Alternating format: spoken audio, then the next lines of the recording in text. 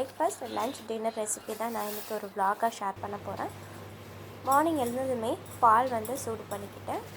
Next filter காஃபிக்காக கொஞ்சமாக ஒரு பவுலில் தண்ணி வச்சுருக்கேன். என்கிட்ட ஃபில்டர் இல்லாதனால நான் இந்த மாதிரி கிளாஸில் தான் ஃபில்டர் காஃபிக்காக டிகாஷன் ரெடி பண்ணிப்பேன். ரொம்ப சிம்பிளாக தான் இருக்கும். இப்போ இந்த கிளாஸுக்கு நான் ஒரு கிளாஸ் அளவுக்கு நான் சின்ன பவுலில் தண்ணி வச்சுருக்கிறேன். 3 spoon filter coffee powder add பண்ணிவிட்டு 2 ஸ்பூன் சுகர் ஆட் பண்ணியிருக்கிறேன்.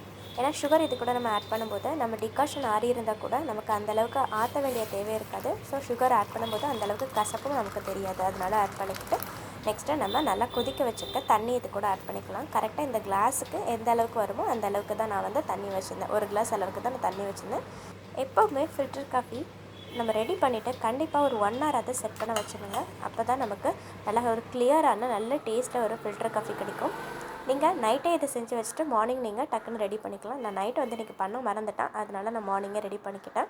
மார்னிங் கொஞ்சம் செடிக்கெல்லாம் தண்ணி ஊற்றிட்டு நெக்ஸ்ட்டு நம்ம வேலையை ஸ்டார்ட் பண்ணியாச்சு. மார்னிங் காஃபி தான் குடிக்கணும், டீ தான் குடிக்கணும் அப்படின்னா இல்லைங்க. மார்னிங் ரொம்ப ஒரு 4-5க்குலாம் நான் எழும்பிட்டேன்னா நான் ஒரு ஜீரக தண்ணியோ சூம்பு தண்ணியோ போட்டு குடிச்சிடுவேன். குழந்தைங்க எப்போ எழும்பி வராங்களோ அந்த டைமில் தான் டீ காஃபி போடுவேன். ஏன்னா மார்னிங் நான் தனியாக போட்டுட்டு திருப்பி அவங்க வரும்போது அல்ல ஹஸ்பண்டுக்கு தனித்தனியாக போடுறதுக்கு கொஞ்சம் கஷ்டம் தான். அதனால் கரெக்டாக அவங்க ஒரு 6 o'clock எழும்பி வராங்கன்னா அந்த டைமில் தான் நான் காஃபியோ டீயோ எடுத்துப்பேன். வீடியோ பார்க்குற உங்களுக்கு எத்தனை பேருக்கு ஃபில்டர் காஃபி பிடிக்கும், எத்தனை பேருக்கு டீ ரொம்ப பிடிக்கும், எத்தனை பேருக்கு இன்ஸ்டன்ட் காஃபி பிடிக்கும், மறக்காமல் கமெண்ட்டில் ஷேர் பண்ணுங்கள். இன்றைக்கி மார்னிங் பிரேக்ஃபாஸ்ட்டாக மரவள்ளிக்கிழங்கு தோசை தான் பண்ணலான்னு மரவள்ளிக்கிழங்கு ஒரு பீஸ் எடுத்து வச்சாச்சு. மரவள்ளிக்கிழங்கு வாங்கும்போதே நீங்கள் ஒரு 2-3 டேஸில் யூஸ் பண்ணிடணும், அல்லது ரொம்ப பிளாக் ஆகிடும். அந்த பிளாக் பார்ட்டோட நம்ம ரெசிபிஸ் செய்யும்போது கொஞ்சம் நமக்கு உடல் உபாதைகள் வர சான்ஸ் இருக்குது. அதனால் நீங்கள் ஃப்ரெஷ்ஷான கிழங்கா நீங்கள் 1 to 2 டேஸில் யூஸ் பண்ணிவிடுங்க.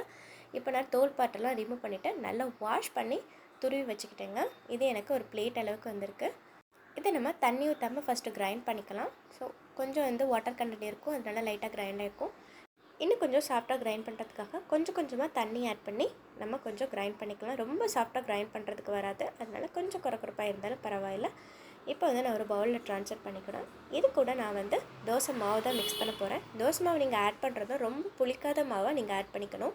ஏன்னா இது நம்ம ப்ரோட்டீன் கண்டென்ட் கொஞ்சம் ஹெல்த்தியான பிரேக்ஃபாஸ்ட்டை எடுத்துக்கிறதுக்காக தான் நம்ம மரவள்ளிக்கிழங்கு தோசைலாம் செஞ்சு சாப்பிடுவோம். இதுலேயே ரொம்ப புளிச்ச மாவு நீங்கள் மிக்ஸ் பண்ணும்போது கொஞ்சம் நமக்கு அந்த ஹெல்த் பெனிஃபிட்ஸ் ரொம்ப அதிகமாக கிடைக்காது. அதனால் நீங்கள் கொஞ்சம் மாவு அரைச்சி 1 அல்லது 2 நாளில் அந்த மாவை நீங்கள் யூஸ் பண்ணிக்கலாம்.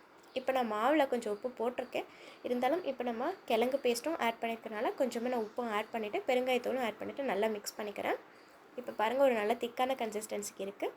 இது கரெக்டாக இருக்கும். நல்ல கல் நல்லா சூடானதுக்கப்புறம் நீங்கள் தோசையாக நல்லா வார்த்துக்கலாம். நல்லா கிறிஸ்பியாகவும் கிடைக்கும். குட்டி குழந்தைங்கள்லாம் நல்லா விரும்பியே சாப்பிடுவாங்க. அந்த அளவுக்கு டேஸ்ட் ரொம்ப டிஃப்ரெண்ட்டாக தெரியாது. பட் நமக்கு தான் தெரியும் அதில் மரவள்ளிக்கிழங்கு ஆட் பண்ணியிருக்கணும். அதுலேயும் இதில் அவங்களுக்கு ஒயிட் கலராக இருக்கிறனால ஓகே நார்மல் தோசை நினச்சா சாப்பிட்டுடுவாங்க. ஸோ எங்கள் வீட்டு குழந்தைங்களுக்கு கொஞ்சம் கலர் டிஃப்ரெண்ட் இருந்தாலே அம்மா நீங்கள் இதுலேயோ ஆட் பண்ணியிருக்கீங்கன்னு சொல்லுவாங்க. ஆனால் இந்த தோசையிலலாம் அந்தளவுக்கு கலர் தெரியாதனால ஈஸியாகவே சாப்பிட்டுடுவாங்க. நம்ம சொன்னால் தான் தெரியும் மரவள்ளிக்கிழங்கு தோசைன்னு. ஸோ ரொம்ப ஒன்றும் உங்களுக்கு டேஸ்ட் அந்தளவுக்கு டிஃப்ரென்ஸ் இருக்காது. மாவு நல்லா கிரைண்ட் பண்ணிவிட்டு ரொம்ப அதிக நேரம் நம்ம வெளியே வைக்க வேணாம். ஏன்னா ஃபைபர் கண்டென்ட் அதிகமாக இருக்கிறனால சீக்கிரமாக புளிச்சிடும். அதனால் நீங்கள் மாவு கிரைண்ட் பண்ணிவிட்டு மீதி இருக்கிற மாவை ஃப்ரிட்ஜில் ஸ்டோர் பண்ணிவிட்டு நெக்ஸ்ட் டே கூட நீங்கள் யூஸ் பண்ணிக்கலாம். கூடவே தேங்காய் சட்னி, கார சட்னி அட்டகாசமாக இருக்கும். இன்றைக்கி நான் தேங்காய் சட்னி தான் வச்சுருந்தேன். ஸோ மார்னிங் பிரேக்ஃபாஸ்ட்டை ரொம்ப ஹெல்த்தியாகவே முடிச்சாச்சு. நெக்ஸ்ட்டு மதியத்துக்காக மஷ்ரூம் பிரியாணி தான். லைட்டாக இது மாதிரி மேலே லைட்டாக ரப் பண்ணும்போது மேலே இருக்கிற பிளாக் கலர் பாட்டெல்லாம் ஈஸியாக ரிமூவ் ஆகிடும். நெக்ஸ்ட்டு நீங்கள் இது மாதிரி வாஷ் பண்ணிவிட்டு கொஞ்சமாக உப்பு, லெமன் போட்ட தண்ணியில் ஒரு 5 minutes மட்டும் லைட்டாக ஊற வச்சுருங்க. ஏன்னா அதிக நேரம் ஊற வைக்கும்போது மஷ்ரூம் எல்லாம் வாட்டர் கண்டென்ட் எல்லாம் அப்சர்வ் பண்ணிக்கும். நம்ம ரெசிபி பண்ணும்போது கொஞ்சம் வாட்டர் கண்டென்ட் அதிகமாகிடும். அதனால் சீக்கிரமாகவே நம்ம தண்ணியில் போட்டு எடுத்துடணும். இப்போ தேவையான பொருட்கள் எல்லாமே நான் எடுத்து வச்சுட்டேன். 2 பெரிய வெங்காயம், கொஞ்சமாக இஞ்சி பூண்டு பேஸ்ட்டுக்காக 2 தக்காளி, பச்சை மிளகா, புதினா, கொத்தமல்லி எடுத்துருக்கேன். ஸோ ஆஃபாக கட் பண்ணி எடுத்து வச்சாச்சு. இப்போ குக்கர் ஆட் பண்ணிக்கலாம். குக்கரில் கோகோனட் ஆயில் ஆட் பண்ணியிருக்கேன். எப்போவுமே பிரியாணி பண்ணும்போது கோகோனட் ஆயில், நெய் 2 சேர்த்து தான் ஆட் பண்ணிப்பேன். ஸோ ஃப்ளேவரும் டேஸ்ட்டும் நல்லாயிருக்கும். இப்போ ஸ்பைசஸ் எல்லாம் ஆட் பண்ணிக்கலாம். ஆட் பண்ணிவிட்டு ஒரு பச்சை மிளகாயிலேருந்து 2 பச்சை மிளகாய் உங்கள் காரத்துக்கு ஏற்ற மாதிரி நீங்கள் ஆட் பண்ணிக்கலாம். குட்டீஸ்ங்களாம் சாப்பிட்டதாங்க ஒன்றே நம்ம ஆட் பண்ணாலே போதும். இப்போ 2 வெங்காயம் ஆட் பண்ணிக்கலாம். வெங்காயம் நல்லா வதங்கும் போது இஞ்சி பூண்டு பேஸ்ட் ஆட் பண்ணிவிட்டு நெக்ஸ்ட்டு தக்காளி ஆட் பண்ணிக்கலாம். தக்காளி மசிஞ்சு வரும்போது கூடவே நம்ம புதினா, கொத்தமல்லி எல்லாம் ஆட் பண்ணிக்கும் போது நல்லா ஃப்ளேவர் நல்லாயிருக்கும். நெக்ஸ்ட்டாக லைட்டாக தக்காளி எல்லாமே மசிஞ்சு வரும்போது மசாலா பொருட்கள் ஆட் பண்ணிடலாம். மஞ்சத்தூள் கொஞ்சமாக, 1 ஸ்பூன் தனி மிளகாய்த்தூள், ஒரு ஸ்பூன் தனியாத்தூள், அரை ஸ்பூன் கரம் மசாலா, அரை ஸ்பூன் பிரியாணி மசாலா ஆட் பண்ணியிருக்கிறேன். நீங்கள் உங்கள் ஸ்பைசஸ் அளவுக்கு ஏற்ற மாதிரி நீங்கள் கூடவோ கம்மியாகவோ ஆட் பண்ணிக்கலாம். நான் குட்டீஸ்களுக்காக எப்போவுமே கொஞ்சம் ஸ்பைசஸ் கம்மியாக தான் ஆட் பண்ணுவேன். ஏன்னா கொஞ்சம் அதிகமாக ஆகிட்டாலும் கொஞ்சம் அவங்க சாப்பிட கஷ்டப்படுவாங்க. அதனால் நான் எப்போவுமே மசாலா வந்து கொஞ்சம் கம்மியாக தான் ஆட் பண்ணிப்பேன். நல்லா மிக்ஸ் பண்ணிக்கலாம். மிக்ஸ் பண்ணிவிட்டு நெக்ஸ்ட்டு நம்ம மஷ்ரூமே ஆட் பண்ணிக்கலாம். மஷ்ரூம் ஆட் பண்ணினோடனே கொஞ்சம் தண்ணி விடும். அதுக்கு ஏற்ற மாதிரி நம்ம தண்ணி அளவு கொஞ்சம் கம்மியும் ஆட் பண்ணிக்கலாம். மஷ்ரூம் நல்லா மசாலா கூட கோட் ஆகிட்டு ஒரு 5 மினிட்ஸ் வந்து சிம்லேயே இருக்கட்டும். லைட்டாக தண்ணி பிரிஞ்சு வர ஸ்டேஜில் தண்ணி பார்த்துட்டு நம்ம ஆட் பண்ணிக்கலாம். யூஸ்வலாக ஜீரக சம்பா ரைஸுக்கு 1:1.5 ரேஷியோவில் தண்ணி வந்து தேவைப்படும். ஒரு கப் நீங்கள் அரிசி எடுத்திங்கன்னா 1.5 கப் தண்ணி தேவைப்படும். ஆனால் இந்த மஷ்ரூம் பிரியாணி பண்ணும்போது நம்ம 1:1 ரேஷியோவில் தண்ணி ஆட் பண்ணாலே போதும். ஏன்னா மஷ்ரூமில் இருந்து நிறைய தண்ணி விடும். ஸோ அதுக்கேற்ற மாதிரி நம்ம தண்ணி கலவை கம்மி பண்ணி ஆட் பண்ணிக்கலாம். இப்போ 1 ஸ்பூன் தயிர் ஆட் பண்ணிக்கிறேன். தயிர் ஆட் பண்ணிவிட்டு நல்லா மிக்ஸ் பண்ணிக்கோங்க, அல்லது கொஞ்சம் தெரிஞ்ச மாதிரி ஆகிடும். இப்போ நான் 2 கப் ஜீரக சம்பா ரைஸ் எடுத்திருக்கேன். அதுக்கு நான் 2 கப் தண்ணி ஆட் பண்ணிக்கிட்டேன். தண்ணி நல்லா கொதித்து வரும்போது நம்ம ஊற வச்சிருந்து அரிசியும் ஆட் பண்ணிவிட்டு நல்லா கொதி விட்டுடலாம். அரிசி ஆட் பண்ணிவிட்டு உப்பு நீங்கள் செக் பண்ணிக்கலாம். ஆல்ரெடி நான் உப்பு போட்டிருந்தேன், அந்த வீடியோ ஸ்கிப் ஆகிருக்கு.